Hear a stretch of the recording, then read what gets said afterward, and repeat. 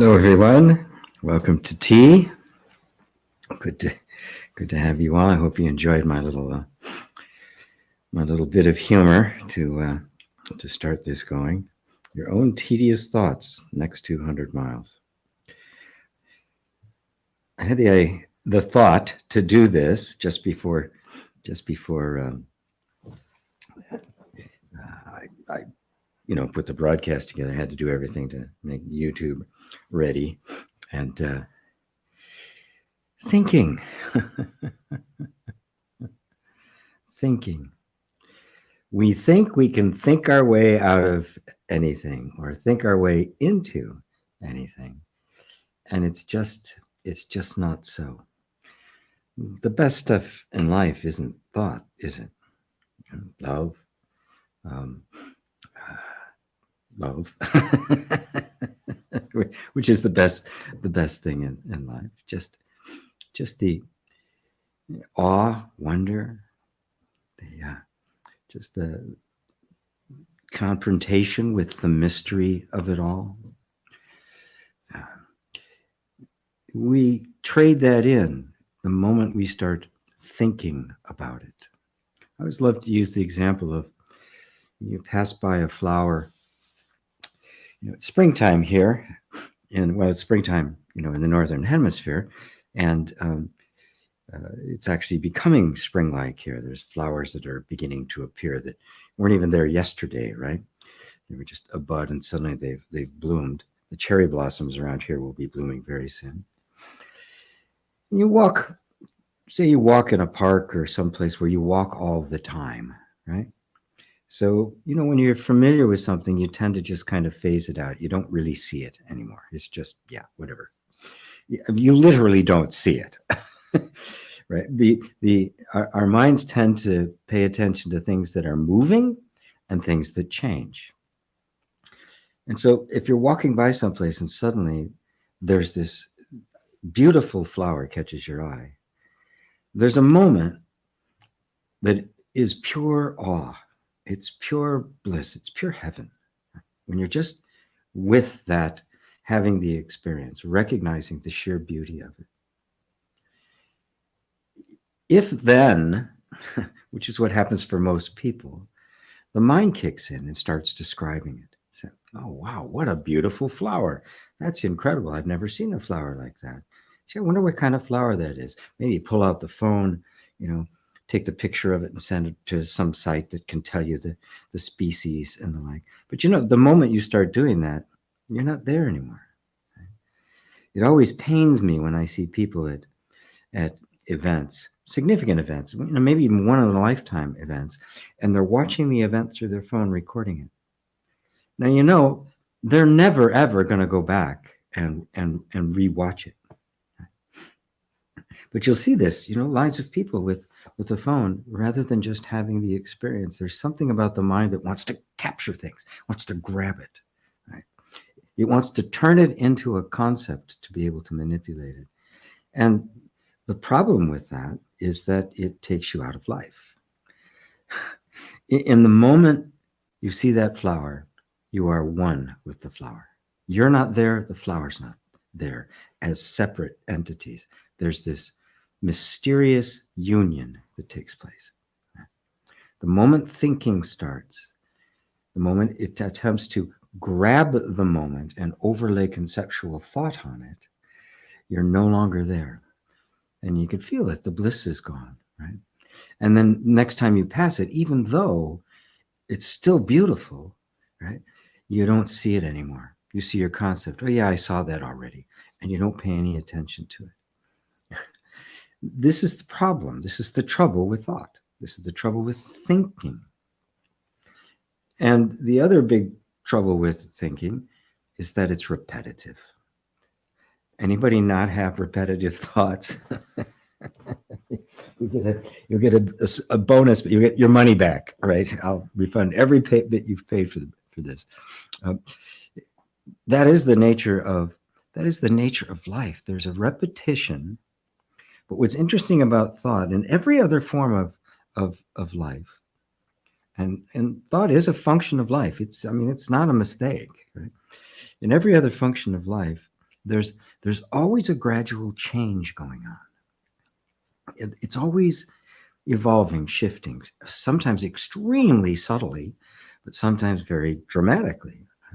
So the nature of life and its flow is change. It's impermanence. It's growth and evolution, not coming from anywhere and not having an ultimate destination, just the flow of change, the flow of the wheel, as it were. Thinking, on the other hand, if it followed that, would be completely harmless. It would just evolve and change and shift. It would hold on to nothing, right? A thought would be there, an idea or a concept we want to hold on would be there for a while, and then we'd let it go, right? And imagine what that would be like. It's not that there'd be no thoughts at all. It's just that they would not be stuck anywhere. And imagine what that would be like if we lived in a world where our politics and our economics, our religions actually continued to change, to evolve, to shift, letting go of what doesn't work anymore. Right? Wow, would that be amazing? But our tendency is to try to capture. It's depicted beautifully and metaphorically of somebody taking a picture of the place they're at, rather than actually be there. I got on an airplane once, a long time ago, before everybody had a camera in their phone, before cell phones, as a matter of fact. And I sat down next to this couple. They were older, probably in their 60s. They were visiting America. They were from another country, and they were nicely dressed. They were sitting there. They were really. It was really very beautiful to watch. And when they sat down in the plane and got all settled and stuff, they pulled out this huge sack of pictures, and they pulled out these photo albums. Right? People used to have things like that, and they had a bunch of them, and they started putting pictures in the photo album, and I couldn't help but notice all of the pictures were them standing in front of the sign that identified where they were.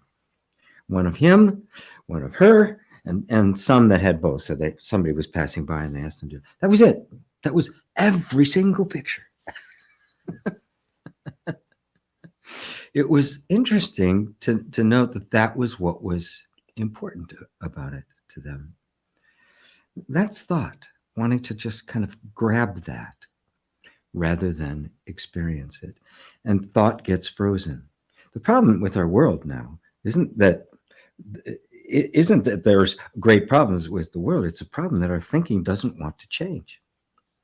It does not want to adjust to the reality that we're living in. So, events going on in the world are just denied or twisted or lied about, right? Rather than, oh, we need something new here. This isn't working anymore. Did once, now it doesn't. And so you can see how that affects us. Now, the good news is that when somebody gets stuck in thoughts, they don't know it. And oftentimes when it's presented to them to look closer at the process of thinking and their own flow of thoughts, there can be some resistance to it because we have a lot of emotional attachment to our thinking. We don't want it to change. It feels very destabilizing, even a bit dangerous. Right? And it is dangerous to the way we're normally doing things. Obviously, it's dangerous. We don't want to change. We kind of like things to be the same. We want them to change very gradually. But eventually, you see that it's causing more suffering than it is joy. There's a point at which the balance tip, and the holding on to it is causing more pain than the letting go of it. And at that point, there's an opportunity for consciousness to emerge, for introspection, for discrimination or discernment. And Buddha put it beautifully in the first bodhisattva practice. Become adept at distinguishing the perceptions of your own mind. because thoughts get stuck.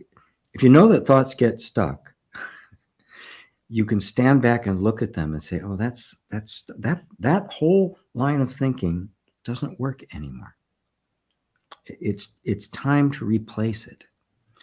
Now, that's easier said than done because these are habits. They have been ingrained into the nervous system. And you know, the body likes that. It wants things to change very, very slowly, if not at all. And so there will be a momentum behind it. Buddha referred to as the habit energy from beginningless time. The stuff that just kind of grinds along. That's your repetitive thoughts.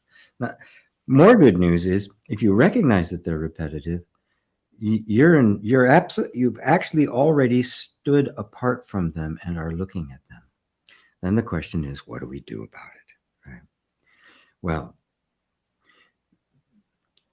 the only thing you can do about it is to continue to stand in the place of the witness of them, discerning their quality and or intensity and all of that, but not getting tied into them, not fighting with them, and not going along with them. Now that's uncomfortable, right?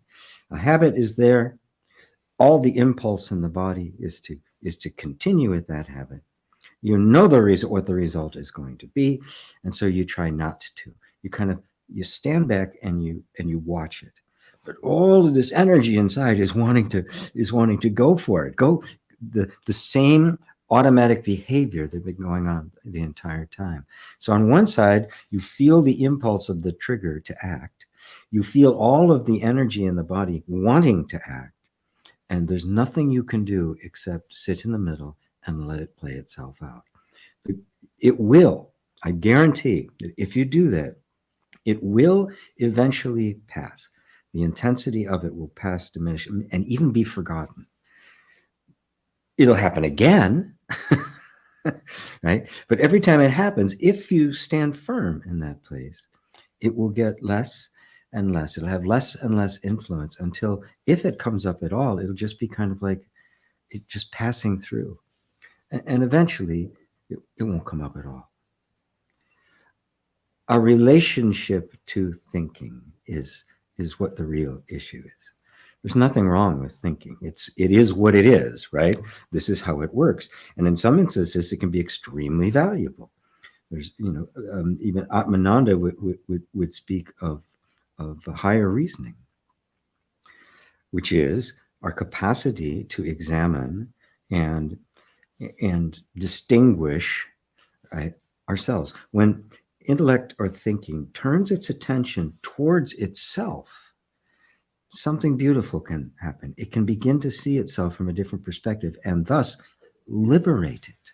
Thought can be liberated from the mechanisms that are holding it in place, which are not in the thoughts, by the way. There's another level. I call it energetic assumptions. You can even call it the repository storehouse consciousness or something. Thoughts are not causative; they are a result. Right? But when you learn that you can have a completely different relationship with them, that they no longer have to master you or torment you, nor do you have to change them and fix them and engage with them in any way at all. You simply have to lose interest. And then use the power of intellect to examine those very thoughts, and then turn it towards you to discover, what are you without thinking about it, without any thought whatsoever? What are you? No reference to any thought. What then do you reference? Ooh, just presence.